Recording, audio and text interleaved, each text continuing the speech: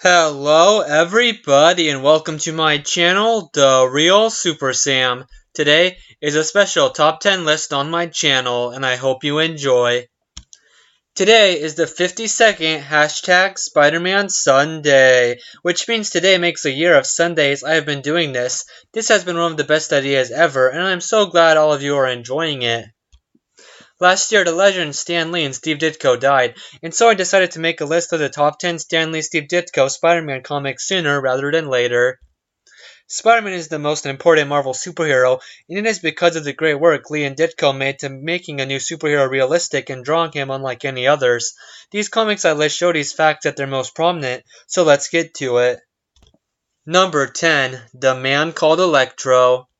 Amazing Spider-Man issue 9 had the first appearance of Electro, and the side plot was exactly what makes Spider-Man such an interesting protagonist.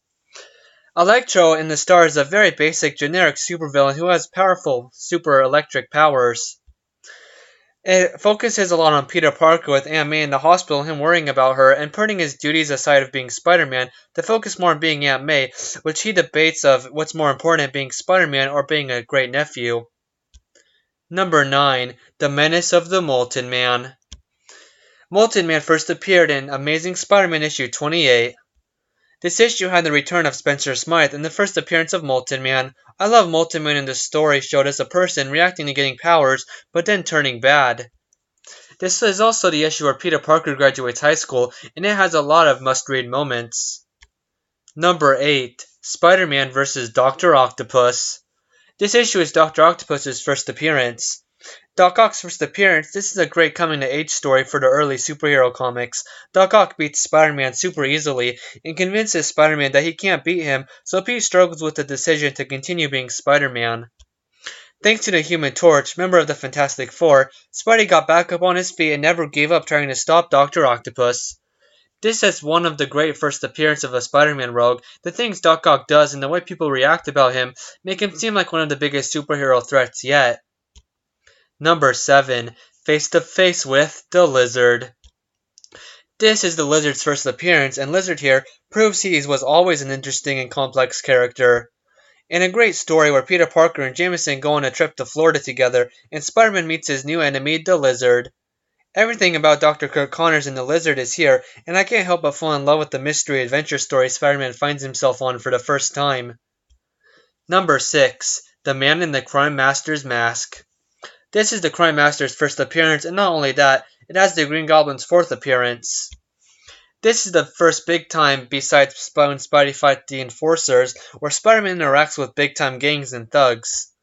This is another Spider-Man mystery story, and each one hit it out of the park.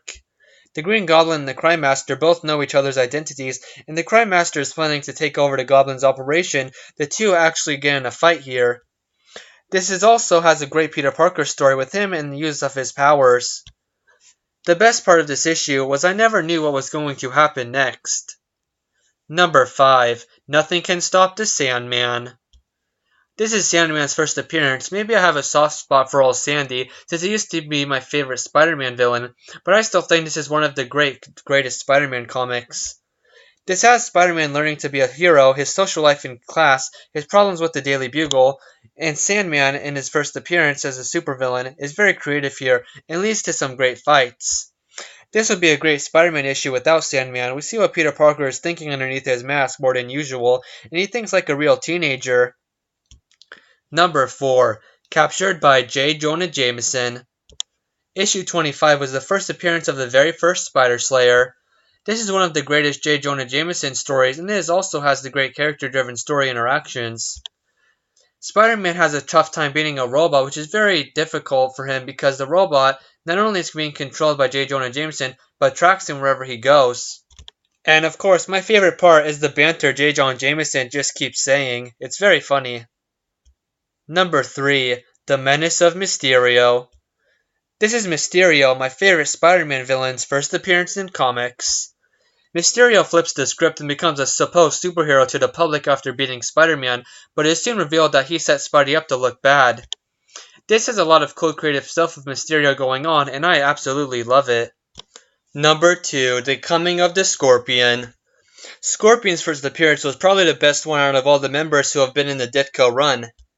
Here, it is about J.Jonah Jameson accidentally creating a monster because of the hate he has for Spider-Man. That monster, namely the Scorpion. Scorpion has a unique, interesting origin story too, and by the end, we see him turn into a monstrous, deadly foe. This has Spidey at one of his best, never giving in to the pain caused to him by Scorpion, all to save a man who hates him. Number 1. The Grotesque Adventures of the Green Goblin. Amazing Spider-Man issue 14 introduced the world to the Green Goblin. This issue had everything I could have wanted in an early Spider-Man issue. This story has the Green Goblin team up with the other Spider-Man villains from issue 10, the Enforcers. The group has all their individual members represented perfectly. The story revolves around the movies and creating of one, which I find really interesting to read about and provides a lot of great set pieces to fight in and quips to throw. The Incredible Hulk has a cameo in this, and that just makes the whole issue better.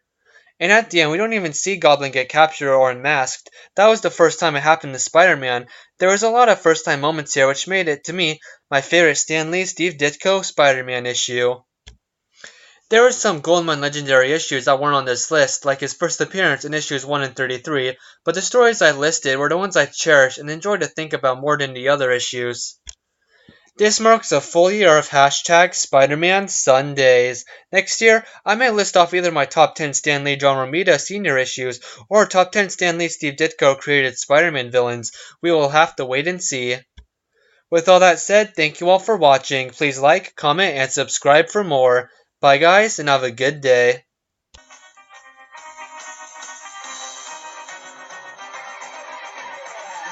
on the edge, riding across spinning web, swinging from the highest ledge, he can leap above our head.